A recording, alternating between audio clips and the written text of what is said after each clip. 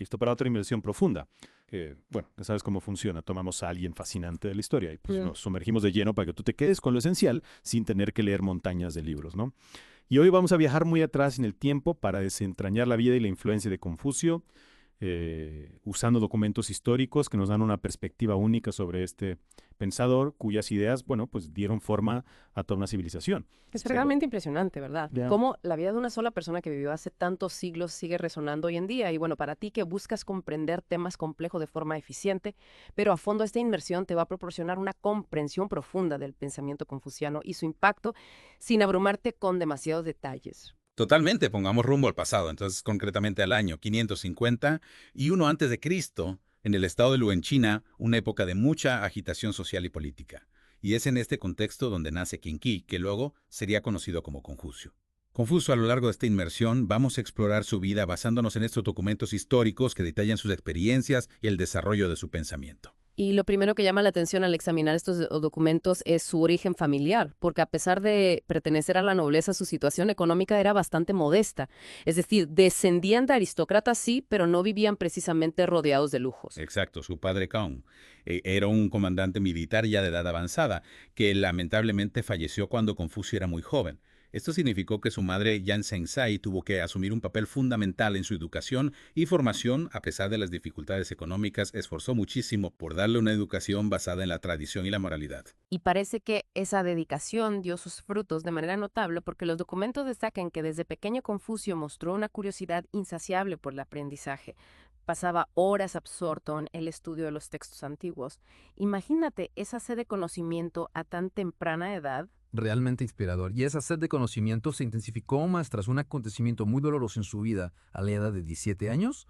Su madre falleció un golpe muy duro sin duda, pero lejos de rendirse. Confucio canalizó su dolor hacia sus estudios y su filosofía, buscando respuestas y un sentido más profundo a la vida y a la sociedad que le rodeaba. Lo que resulta fascinante es cómo esos primeros años marcaron de forma indeleble. Su trayectoria vital creció en un periodo de gran inestabilidad política.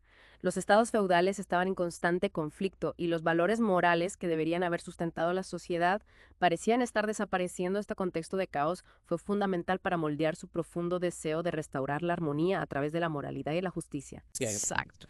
Presenció de primera mano las consecuencias de la falta de principios sólidos.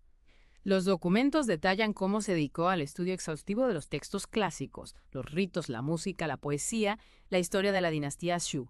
Pero, y esto es clave, no se limitaba a memorizar mecánicamente, sino que buscaba comprender el significado profundo de ese conocimiento ancestral y cómo aplicarlo en la vida real. Y esa conexión entre la teoría y la práctica es un pilar fundamental de su pensamiento. Sus primeras responsabilidades administrativas también fueron muy reveladoras como responsable del control de los almacenes de grano. Y más tarde, como inspector de tierras agrícolas, tuvo la oportunidad de observar de cerca las desigualdades sociales y la corrupción imperante. Estas experiencias prácticas influyeron directamente en sus reflexiones sobre la ética y la importancia de un gobierno justo y eficiente.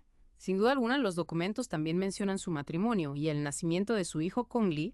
Sin embargo, la información sobre su vida familiar es bastante escasa.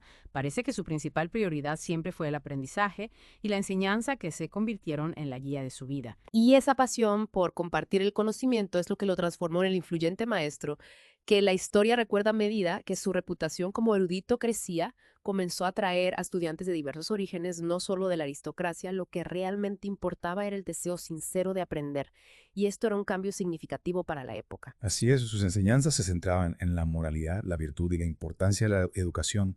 Creía firmemente en la autodisciplina como camino hacia la mejora personal, en el respeto a la familia como núcleo de la sociedad y en la necesidad de que el gobierno se basara en la justicia y la ética. Y de ahí surgen sus principios fundamentales que los documentos nos recuerdan con claridad: el REN, esa benevolencia o amor hacia los demás, el link que abarca las normas de conducta, los ritos y las tradiciones que dan forma a la sociedad, no como meras formalidades, sino como la arquitectura social que crea orden y predictibilidad, donde cada individuo comprende su papel, el yi, la rectitud y el sentido del deber, esa brújula moral interna que nos guía, el si, la sabiduría que nos permite discernir entre el bien y el mal, y el shin, la sinceridad y la fidelidad, la base de la confianza mutua. Exacto, para Confucio una sociedad armoniosa no era una utopía inalcanzable, sino algo posible si cada individuo cumplía con su rol de manera virtuosa y responsable. De ahí su famoso concepto del gobierno del hombre virtuoso. Un gobernante no debía imponer su voluntad por la fuerza, sino que debía ser un ejemplo de conducta intachable para su pueblo. Y lo fascinante es cómo estas ideas lograron transmitirse y perdurar a lo largo de los siglos.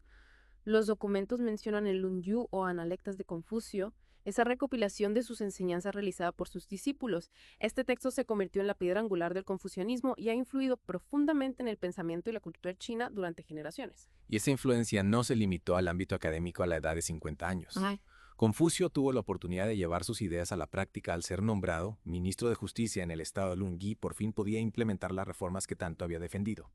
Y según los documentos, su gestión fue notablemente eficaz.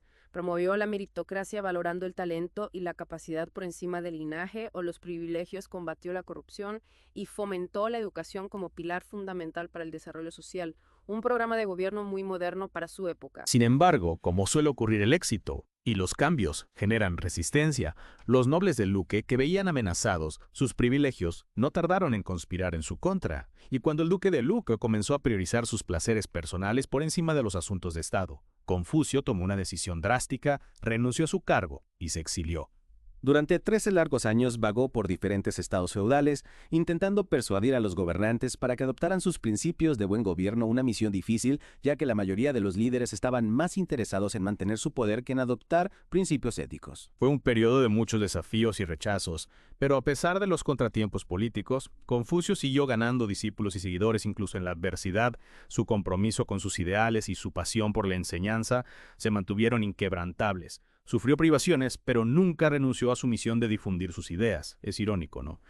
Que alguien cuya filosofía enfatiza la importancia de un gobierno eficaz pasara gran parte de su vida fuera del poder. ¿Qué nos dice esto sobre los desafíos de implementar ideas idealistas en el mundo real? Y finalmente, tras 13 años de exilio, regresó a Lune, aunque ya no ocupó cargos políticos. Su labor como maestro y como compilador de textos antiguos se intensificó, su escuela prosperó y sus discípulos se dispersaron por toda China, llevando consigo sus enseñanzas. Fue esta una estrategia para influir en la sociedad a largo plazo a través de la educación. En sus últimos años, Confucio reflexionó sobre su vida y su legado. Sintió tristeza por la pérdida de muchos de sus discípulos, lo que nos muestra el profundo vínculo que tenía con ellos. Finalmente, en el año 479 a.C., a la edad de 73 años, falleció. Pero su muerte no significó el fin de su influencia, sino todo lo contrario. Sus seguidores continuaron su obra con dedicación y con el tiempo el confucianismo se consolidó como la base filosófica y moral de la sociedad china durante la dinastía.